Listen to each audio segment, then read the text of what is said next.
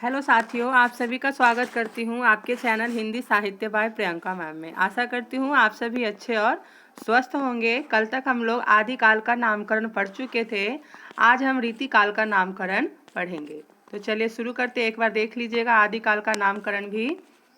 अब रीतिकाल का नामकरण जानते हैं। रीतिकाल का नामकरण, रीति काव्य, रीतिकाल को किसने कहा? तो जॉर्ज ग्रियर्सन ने कहा। अलंकृत काल मिश्र बंधु जी ने कहा। रीतिकाल आचार्य रामचंद्र शुक्ल जी ने कहा। श्रृंगार काल आचार्य विश्वनाथ प्रसाद मिश्र जी ने कहा। और कला काल रामशंकर शुक्ल रसाल जी ने कहा। डॉक्टर उदय नारायण तिवारी, डॉक्टर गोविंद त्रिगुणायत और डॉक्टर महेंद्र नाथ दुबे द्वारा भाषा की दृष्टि से किया गया काल विभाजन है। आइए देख लेते हैं इसे भी एक बार। पृष्ठभूमि है अभट्ट काल, उन्मेष काल, भाषा ब्रजबुली, पुरानी ब्रजी, कौरवी या खड़ी बोली एवं अवधि काल, पूर्व भाग ब्रजभाषा अवधि काल और उत्तर भाग खड़ी बोली काल है। आइए शुरू करते हैं। आदिकाल को जानते हैं। आदिकाल के जो महत्वपूर्ण तथ्य है उसको समझते हैं। आचार्य रामचंद्र शुक्ल द्वारा वर्णित आदिकाल के संदर्भ में प्रमुख कथन है जो इस प्रकार से है, देख लेते हैं कि प्राकृत की अंतिम अपभ्रंश अवस्था से ही हिंदी साहित्य का आविर्भाव माना जा सकता है। दूसरा है हिंदी साहित्य का आदिकाल संवत 1050 से लेकर संवत 1375 तक, अर्थात महाराज भोज के समय से लेकर हमीर देव के समय के कुछ हिस्से तक माना जा सकता है। राजाश्रित कवि और चारण जिस प्रकार नीति, श्रृंगार आदि के फुटकल दोहे राजसभाओं में सुनाया करते थे, उसी प्रकार अपनी आश्रयदाता राजाओं के पराक्रम पूर्ण चरितों या गाथाओं का वर्णन भी किया करते थे। यही प्रबंध परंपरा रासों के नाम से पाई जाती है, जिसे लक्ष्य करके इसे काल को हमने वीरगाथा काल कहा है। अपभ्रंश नाम पहले वल्लभी के राजा धारसेन द्वितीय के शिलालेख में मिलता है और जिसमें उसने अपने पिता गुहसेन विक्रम संवत 650 के पहले को संस्कृत, प्राकृत और अपभ्रंश तीनों का कवि कहा है। सिद्धों की उद्धृत रचनाओं की भाषा देश भाषा मिश्रित अपभ्रंश या पुरानी हिंदी की काव्य भाषा है। पुरानी हिंदी की व्यापक काव्य भाषा का ढांचा शौरसेनी प्रसूत अपभ्रंश अर्थात खड़ी बोली का था। आध्यात्मिक रंग के चश्मे आजकल बहुत सस्ते हो गए हैं। उन्हें चढ़ाकर जैसे कुछ लोगों ने गीत गोविंद के पदों को आध्यात्मिक संकेत बताया, वैसे ही विद्यापति के इन पदों को भी बताया है। यह जो लाइन है यह कई बार एग्जामों में पूछा गया है। इनके महत्वपूर्ण काव्य पंक्तियां भी हैं, वह भी आप लोग देख लीजिए।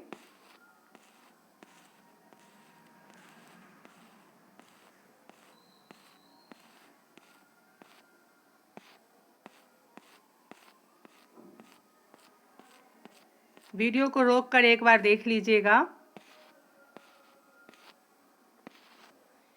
आइए जानते हैं इनके महत्वपूर्ण तथ्यों को। आदिकाल का प्राकृताभास हिंदी का तात्पर्य है प्राकृत की रूढ़ियों में बहुत कुछ बद्ध हिंदी। कवि विद्यापति ने दो प्रकार की भाषा का प्रयोग किया, पहला पुरानी अपभ्रंश का और दूसरा बोलचाल की देसी भाषा का। गाहा या गाथा कहने से प्राकृत का बोध होता है। दोहा या दूहा कहने से अपभ्रंश या लोक प्रचलित काव्य भाषा का बोध होता है। भरत मुनि विक्रमी तीसरी सती ने नाट्य शास्त्र में अपभ्रंश नाम न देकर लोक भाषा को देश भाषा ही कहा है। अपभ्रंश या प्राकृताभास हिंदी की रचना विक्रम की 7वीं शताब्दी से होने लगा था। 84 सिद्धों के नाम ये हैं। पहला लुईपा, लीलापा, विरूपा, डोम्बिपा क्षत्रिय, सबरपा क्षत्रिय है, सरहपा ब्राह्मण थे ये, कंकालिपा शूद्र थे, मीनापा मछुआरे थे। उसी तरह से टोटल है, आप देख लीजिए 84 सिद्धों का नाम है ये। आप लोग देख लीजिएगा वीडियो को रोक करके।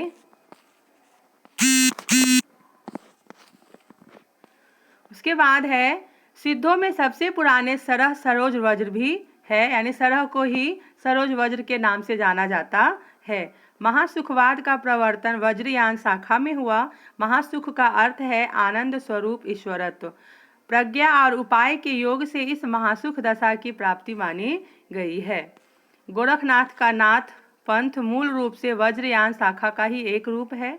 गोरखनाथ ने पतंजलि के उच्च लक्ष्य ईश्वर प्राप्ति को लेकर हठ योग का प्रवर्तन किया है। वज्रयानी सिद्धों का लीला क्षेत्र भारत का पूर्वी भाग था।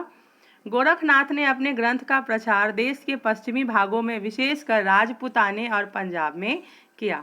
नाथों की संख्या 9 माना गया है। लोग इन्हें नवनाथ भी कहते हैं। गोरक्ष सिद्धांत संग्रह में इनका नाम निम्न प्रकार से बताया गया है। यह है नौ नाथों के नाम: नागार्जुन, जड़भरत, हरिश्चंद्र, सत्यनाथ, भीमनाथ, गोरक्षनाथ, चरपट, जलंधर और मलयार्जुन। अपभ्रंश साहित्य को भी देख लीजिए। डॉक्टर राम कुमार वर्मा ने अपभ्रंश भाषा के प्रथम कवि स्वयंभू को हिंदी का प्रथम कवि माना है। स्वयंभू 8वीं सदी के आसपास विद्यमान थे। स्वयंभू को ही जैन परंपरा का भी प्रथम कवि माना जाता है। स्वयंभू के 3 ग्रंथ बताए जाते हैं। पहला पौमचरेव, दूसरा ऋट्ठिणेमिचरेव तथा तीसरा स्वयंभू छंद। स्वयंभू को अपभ्रंश भाषा का वाल्मीकि तथा व्यास कहा जाता है। स्वयंभू ने अपनी भाषा को देशी भाषा कहा है। स्वयंभू के पौमचरेव को उसके पुत्र त्रिभुवन ने पूरा किया। पौमचरेव में राम का चरित्र विस्तार से वर्णित है। शिव सिंह सेंगर ने अपने ग्रंथ शिव सिंह सरोज में किसी पुरानी अनुश्रुति के आधार पर 7वीं शताब्दी के पुष्य या पुंड कवि को हिंदी का प्रथम कवि माना है। आचार्य हजारी प्रसाद द्विवेदी के अनुसार यह पुष्य संभवतः अपभ्रंश का प्रसिद्ध कवि पुष्यदंत है, जिसका आविर्भाव 9वीं सदी में हुआ। सर्वमान्य धारणा है कि पुष्यदंत का आविर्भाव 972 ईस्वी यानी कि 10वीं सदी में हुआ। पुष्यदंत की प्रमुख रचनाएं हैं 63 महापुरुष, गुणालंकार, रायकुमारचरेव तथा जसहरचरेव। पुष्पदंत के 63 महापुरुष गुणालंकार को ही महापुराण के नाम से जाना जाता है। महापुराण में 63 महापुरुषों का जीवन चरित्र वर्णित है। पुष्यदंत ने अपने चरित्र काव्यों में चौपाई छंद का प्रयोग किया है। पुष्यदंत ने साहित्य की रचना विशुद्ध धार्मिक भाव से किया है। अपभ्रंश और अवहट में चौपाई अर्थात चौपाई 15 मात्राओं का छंद था। पुष्यदंत को हिंदी का भवभूति भी कहा जाता है। शिव सिंह सेंगर ने पुष्य कवि को भाखा की जड़ कहा है। पुष्यदंत ने स्वयं को अभिमान मेरु, काव्य रत्नाकर, कविकुल तिलक आदि उपाधियों से विभूषित किया है। हरिसेन ने अपनी धम्म परीक्षा में अपभ्रंश के 3 कवि माने हैं। पहला चतुर्मुख, दूसरा स्वयंभू और तीसरा पुष्यदंत। स्वयंभू ने चतुर्मुख को पधड़िया बंध का प्रवर्तक तथा सर्वश्रेष्ठ कवि कहा है।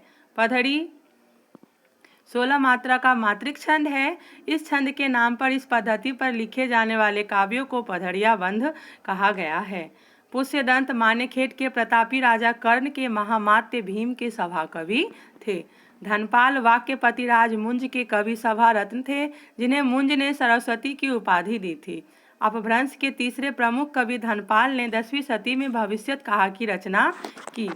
12वीं सदी में जिनदत्त सूरी द्वारा लिखित ग्रंथ उपदेश रसायन रास को जैन रास काव्य परंपरा का प्रथम ग्रंथ माना जाता है।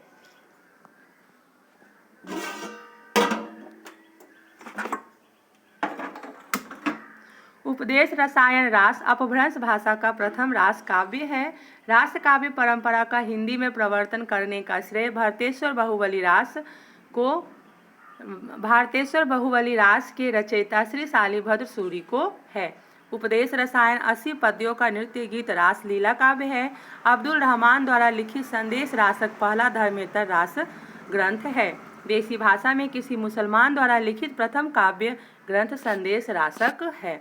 आशा करती हूँ आप सभी को यह वीडियो पसंद आई होगी। अगर वीडियो पसंद आई है तो वीडियो को लाइक एंड सब्सक्राइब जरूर करें, साथ में अपना सुझाव भी दें। धन्यवाद।